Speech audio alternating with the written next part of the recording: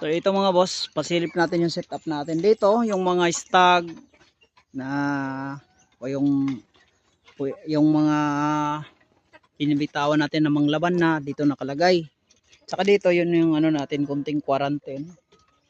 Dito naman katulad din yung mga nanlaban na dito nakalagay. At saka dito ito yung ano natin, compartment o storage sa ano natin, shipment.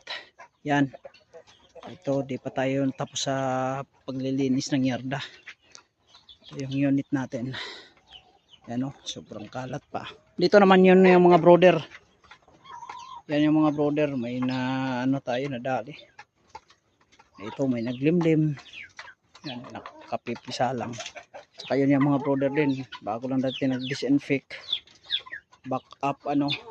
After brother, nandiyan nakalagay. May dalawa pa tayong brother. Yun. Dalawang ano na yan. So ginamit natin ngayon kasi wala masyadong sisiw. At saka ito, after brother, dito naman nakalagay. 3 stories yan. And then ito yung panghuli. Dito yung mga nakalagay yung mga materialis natin. Mga BC, broodhen. Saka doon yung ano, battery cage. Hindi naman natin maiwasan. May mga manok talaga tayo na kumakain ng itlog nila. So dyan nakalagay. Hindi nyo may nakacord tayo. Dito naman sa may mga net, yan yung Brahma natin. Dito naman yung pambatel na gusto natin na sila mismo yung maglimlim. Ito lang yung ano. Actually dito sa atin. Yung amo ko dati. Tropa ko dati si Bossing Brian Caballero, sa kanya to. Nabili niya. So hindi naman siya dinala, kaya dinala natin. So yan ang ano natin dito mga boss, yung setup natin.